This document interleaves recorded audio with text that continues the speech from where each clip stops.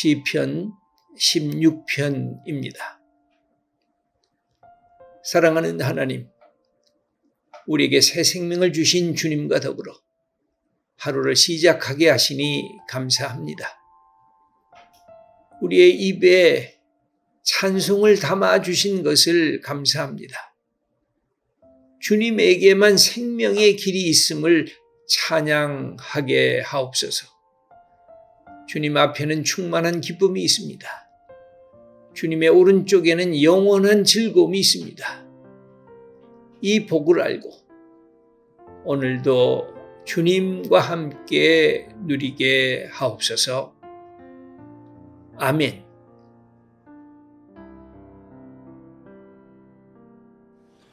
시편 16편은 다윗의 시입니다. 아름다운 신앙의 내용을 고백하는 것입니다. 하나님께서 왜 다윗을 그렇게 이뻐하셨을까? 다윗이 왜 하나님의 마음에 합한 자라고 말씀하셨을까? 다윗에게는 이 시편을 우리가 읽다 보면 참 하나님 사랑한다. 하나님께서 어떻게 당시 다윗의 앞에서 그 주신 그 축복을 귀히 여기고 그것을 마음껏 누리는 그 다윗의 아름다운 모습을 보게 됩니다. 다윗이 고난을 받지 않았다는 뜻이 아닙니다. 다윗이 괴로움 속에 빠지지 않았다는 뜻도 아닙니다. 그는 다른 사람이 경험했던 것보다 더 큰 고난 속에 있었고, 외로움 속에 있었고, 배신 속에 있었고, 모든 사람들의 조롱과 비난 속에 있었습니다. 그 세월을 10년 이상 세월을 보냈고, 노년의 나이가 들어서는 사랑하는 아들의 배신과 이 모든 어려움을 통해서 통곡할 수밖에 없었던 이 다윗이라고 하는 인물이었습니다. 그런데도 그는 그 속에서 늘 하나님을 기억하고 영혼의 기쁨을 놓치지를 않았습니다. 하나님께서 이런 모습 때문에 다윗을 예뻐하셨구나, 다윗을 귀히 여기셨구나 하는 그 생각을 해보게 되는데, 늘 하나님 앞에서 자기가 갖고 있는 연약함을 그대로 늘 토해냈습니다. 여러분, 다윗이 보여주고 있는 것은 자기를 하나님 앞에서 이렇게 감추지를 않았어요. 자기가 갖고 있는 문제를 그대로 보여드렸어요. 자기가 왜 고민하는지, 왜 힘들어하는지, 왜 내가 단식할 수밖에 없는지, 내 상황이 얼마만큼 열악하고 그 속에서 내가 산다는 것이 얼마나 치열한지를 끊임없이 하나님 앞에 다 그대로 토해냈어요. 그래서 시편이 그 속에 다 우리의 얘기가 있어요. 내가 갖고 있었던 슬픔의 얘기, 내가 갖고 있었던 좌절의 얘기, 내가 갖고 있었던 왕따 당한 외로움의 얘기, 내가 당한 배신의 그 칼날같이 나의 가슴을 쪼개놨던 그런 슬픔의 이야기들이 이 시편 속에 다 있어요. 그래서 모든 신앙의 위인들은 이 시편을 너무너무 좋아했어요. 시편 속에서 나타난 나의 고통, 나의 좌절 속에서 어떻게 하나님을 사랑하고 하나님께서 도와주시고 하나님을 찬양할 수 있습니까? 오늘 이 시편도 보면 제일 처음에는 자기가 갖고 있는 위기와 고난의 현장을 아뢰고 있어요. 내가 얼마나 지금 힘든지, 그래서 나를 지켜주시지 않으면 안 되고, 내가 지금 안전하지 않은 곳에 있으니까 나를 안전하게 하고, 내가 피할 곳이 아무것도 없습니다. 돈을 잡고 피할 수도 없고, 권력을 잡고 피할 수도 없고, 세상에 있는 사람들을 붙잡고 피할 수 있고, 모든 것이 나를 떠나고 있는데 내가 피할 수 있는 그 유일한 곳이 있다면 하나님이십니다 하고 자기의 삶의 실존을 딱 하고, 자기의 마음을 모두 이 묶어놓았던 것들을 딱 개방시키고 하나님께 맡기기 시작하니까 그의 삶에 이 슬픔과 좌절이 서서히 사라지고 그 영혼의 기쁨을 되찾게 되는 것입니다. 여러분, 우리에게는 늘 방어 기제가 있습니다. 누군가가 한마디 하면 갑자기 열불이 나고, 누군가가 나를 무시하는 것 같으면 내가 갖고 있는 방어막을 쫙쫙쫙쫙 이 나를 둘러서 이렇게 합니다. 그런데 여기에 나오는 다윗을 보면 하나님 앞에 설 때 그 방어막이 없어요. 하나님 앞에 이 자기가 갖고 있는 체면, 이 방어막, 내가 갖고 있는 왕으로서의 방어막, 내가 갖고 있는 지식인으로서의 방어막, 내가 갖고 있는 세상의 사람들이 존경받던 그런 인생의 방어막들을 전부 다 내려놓는 거예요. 그리고 하나님 앞에 마치 어린 아이처럼 내 모습 이대로 하나님 받아달라고 하나님께 그냥 딱, 이게 믿음이에요. 이게 신뢰예요. 하나님에게 온전히 맡기는 거예요. 여러분, 우리의 어린 아이들이, 우리의 자녀들이 어렸을 땐 그렇잖아요. 엄마 얼굴만 보면 그냥 달려오잖아요. 아빠 얼굴만 보면 달려오잖아요. 그런데 사춘기가 들어서고 중학생이 되고 고등학생이 되면요, 방어막을, 우리 아들인데 딸인데도 방어막을 쳐요. 아버지한테 방어막, 어머니한테 방어막. 여러분, 중고등학교 다니는 아들과 딸의 방에 함부로 못 들어가요. 어떤 아들과 딸은 아예 문을 잠궈 놓고 있어요. 노크에 와서 자기가 열어줘야지 들어가요. 여러분의 가정은 어떠세요? 엄청난 방어막을 치고 있어요. 내 엄마도 못 믿겠다는 거예요. 내 아버지도 못 믿겠다는 거예요. 나는 나라는 거예요. 나는 철저하게 나를 내가 보호해야 되겠다는 거예요. 여러분, 우리의 삶이 그래요. 우리가 자녀의 얘기를 했지만 우리가 인생을 살아가면서 얼마나 많은 방어막을 쳐요. 그런데 하나님 앞에서 방어막은 아무 소용이 없어요. 하나님이 나를 아시니까, 하나님이 나를 속속들이 보고 계시니까, 그래서 이걸 열어놔야 돼요. 그런데 다윗이 갖고 있는 최고의 다윗의 이 믿음이 바로 그런 것이었어요. 그가 실수하고 그가 잘못하고 죄악을 범했을 때도 그랬어요. 그가 깨닫는 순간에 방어막을 자체를 다 깨버렸어요. 하나님, 나는 이런 존재입니다. 나는 이렇게 형편없는 존재입니다. 하나님이 아니시면 나는 살아날 수가 없습니다 하고 하나님만을 딱 붙잡는 그 모습이 하나님의 마음에 드셨어요. 여러분, 우리의 자녀들도 그렇잖아요. 어머니를 신뢰하고 아버지를 신뢰하고, 엄마 내 모습 알잖아. 아빠 내가 이런 사람인 거 아버지도 알잖아. 그런 자녀가 이게 이쁘잖아요. 맞아, 나도 너와 같이 젊었을 땐 똑같았단다. 나도 너처럼 실수하고 너처럼 부족하고 너처럼 혈기 부리고 너처럼 방어막을 치려고 했던 나도 똑같단다. 네 아버지도 네 엄마도 똑같단다. 이게 우리의 모습 아니에요. 그 모습이 아름답잖아요. 여기 보면 한번 1절 말씀을 읽어보겠습니다. 하나님이여 나를 지켜주소서. 내가 죽게 피하나이다. 하나님 앞에서 자기의 실존의 위기, 이 말은 뭐예요? 나를 지켜달라고 하는 것은 나를 안전하게 해달라는 게, 지금 내가 안전하지 않다는 거 아니에요. 내가 주님께 피하겠다는 것은 모든 것들이 나를 공격해 오겠다는 뜻 아니에요. 그런 현실 속에서 하나님을 향해서 나가는 것입니다. 그래서 여기 보면 고난의 현장이 1절에 있다고 한다면 이 고난의 현장 속에서 하나님께 맡기니까, 여러분 11절의 말씀을 우리 함께 먼저 읽어보겠습니다. 주께서 생명의 길을 내게 보이시리니 주의 앞에는 충만한 기쁨이 있고 주의 오른쪽에는 영원한 즐거움이 있나이다. 여러분, 1절과 11절이 얼마나 이렇게 차이가 나요. 11절에는, 여러분 이 11절은 자주 아마 읽으시고 이렇게 외우시고 내 그 삶의 내용으로 삼으셔도 너무 좋을 것 같아요. 주께서 생명의 길을 내게 보이시리니. 주님의 앞에는 뭐가 있어요? 충만한 기쁨이 있어요. 그리고 주님의 오른쪽에는 영원한 즐거움이 있어요. 여러분, 기독교는 기쁨이 중요해요. 하나님이 우리에게 보여주시려고 하는 것은 기쁨이에요. 예수님께서 이 땅에 오셔서 당신이 말씀을 하면서 나를 믿으라고 하신 이유는 하나님이 내게 주신 기쁨을, 내 기쁨을 너에게 보여주겠다, 너에게 주겠다는 거예요. 그래서 우리의 영혼이요, 이 영혼의 기쁨이 없으면요, 내 신앙을 다시 한번 점검하셔야 돼요. 내가 지금 고난 속에 있든, 내가 지금 위기 속에 있든, 내 갖고 있었던 사업이 다 망했든, 모든 것들이 다 흔들리든 그 속에서 내 영혼의 기쁨은 놓치지 않으셔야 돼요. 사탄이 제일 먼저 뺏으려고 하는 게 뭔지 아세요? 우리의 기쁨이에요. 우리 마음속에 하나님을 사랑하는 사랑의 즐거움이에요. 이것을 사탄이 빼앗아가려고 해요. 그래서 우리를 우울하게 만들어요. 우리를 슬프게 만들어요. 우리를 좌절하게 만들고 자기 연민 속에 빠지게 만들어요. 이거를 타파해야 돼요. 내게 하나님이 주신 이 기쁨과 즐거움을 세상이 빼앗지 못한다, 선언하셔야 돼요. 왜냐하면 하나님이 내게 주신 기쁨이고 예수 그리스도가 내게 주신 기쁨과 즐거움이기 때문에 이 기쁨을 누리셔야 돼요.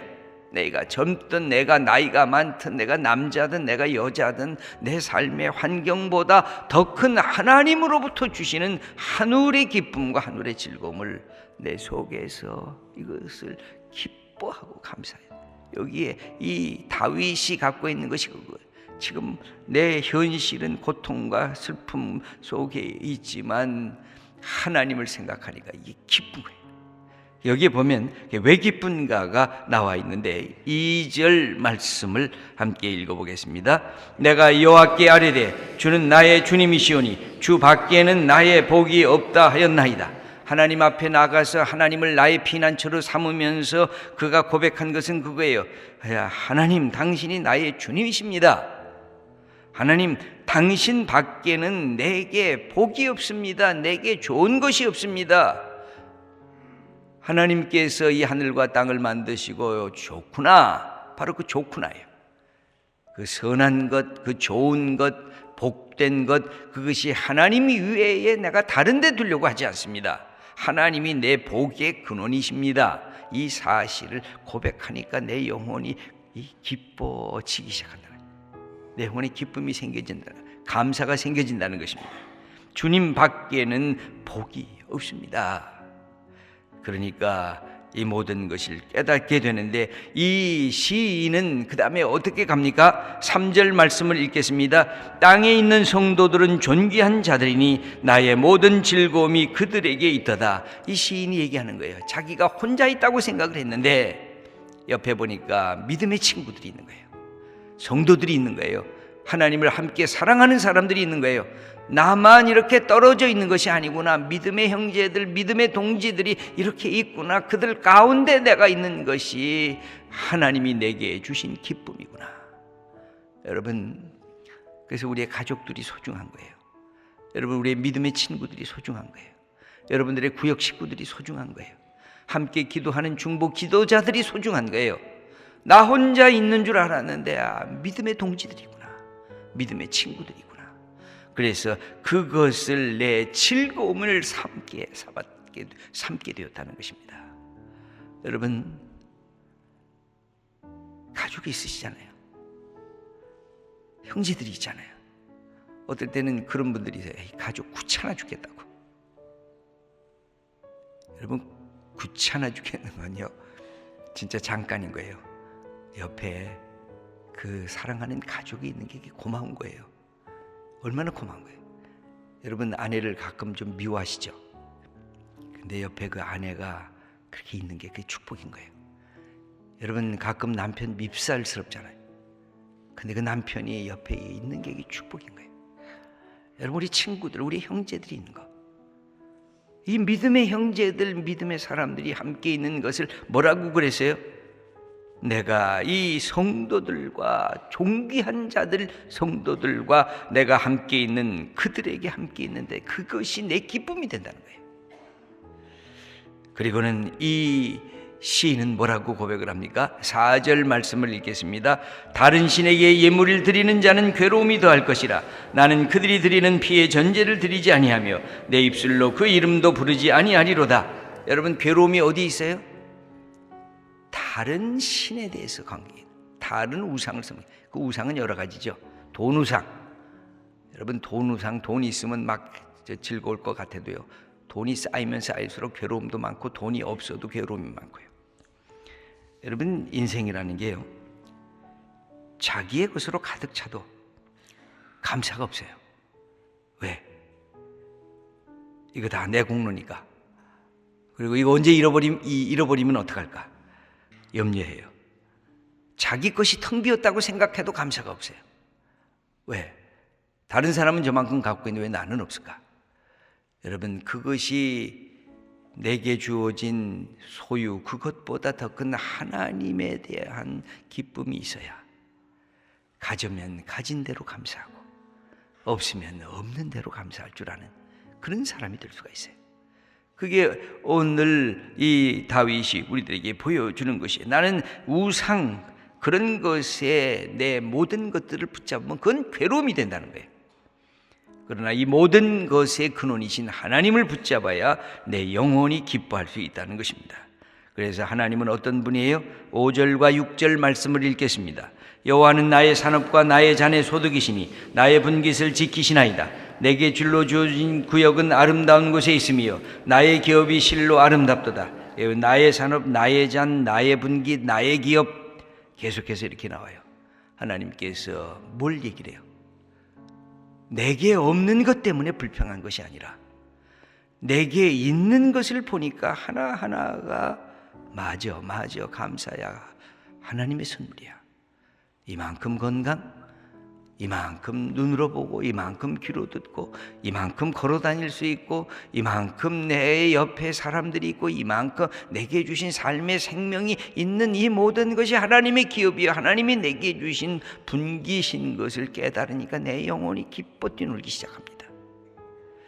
7절과 8절 말씀을 읽겠습니다. 나를 훈계하신 여호와를 송축할지라 밤마다 내 양심이 나를 교훈하도다. 내가 여호와를 항상 내 앞에 모시며 그가 나의 오른쪽에 계심으로 내가 흔들리지 아니하리로다. 하나님을 송축하고 그 하나님께서 나를 가르치시고 하나님께서 내 옆에 계심으로 내가 뭐 하지 않는다고요? 흔들리지 않는다는 거예요.